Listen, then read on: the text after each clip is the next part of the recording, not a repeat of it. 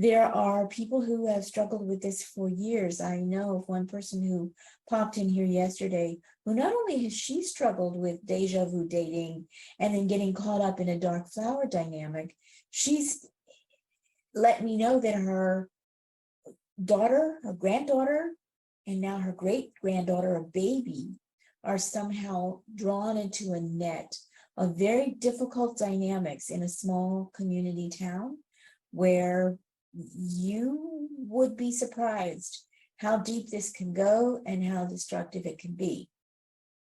Having been there myself, I have to say that it's very stressful to find yourself in this situation, because as you're ending a situation and realizing that it isn't going to work for you, and you take a few weeks or a few months off, and then you are introduced to someone new, perhaps through someone that you know, or you may meet someone online. I absolutely don't do that anymore, but you may decide that that's something you want to do, and then you end up with that same eerie feeling that something is off with the person that you're spending time with, and you can't quite put your finger on what it is, but there's a subtle dynamic, and while there's a great deal of attraction, and usually occasionally you have one or two really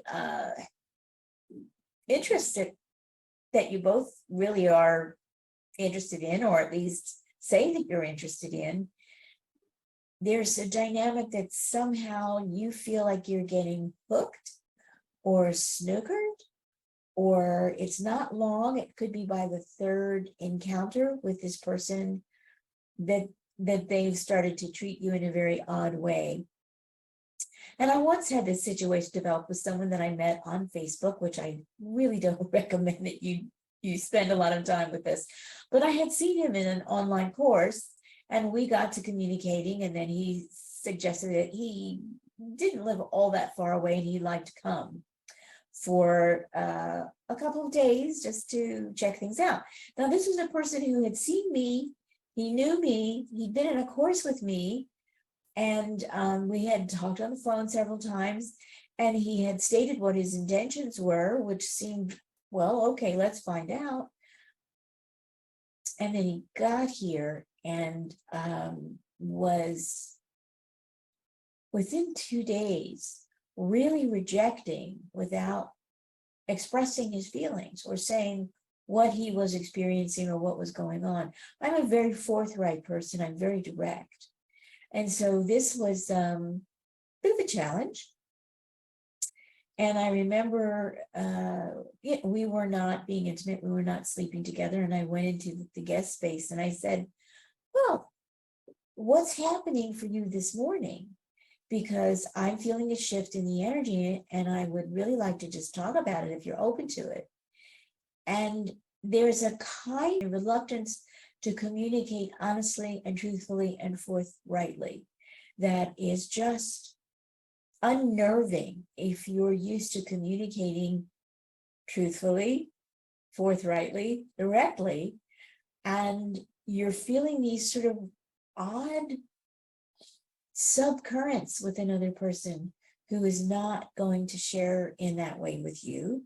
And then the other thing that I have noticed about this dynamic is I think it's classic for people who are A, empaths, and B, chronic overgivers, because this has been my experience as an empath. I feel everything that everybody feels, and I have to maintain very strong energetic boundaries, or I can end up in chewing gum over stuff that doesn't have anything to do with me, but it's in the room.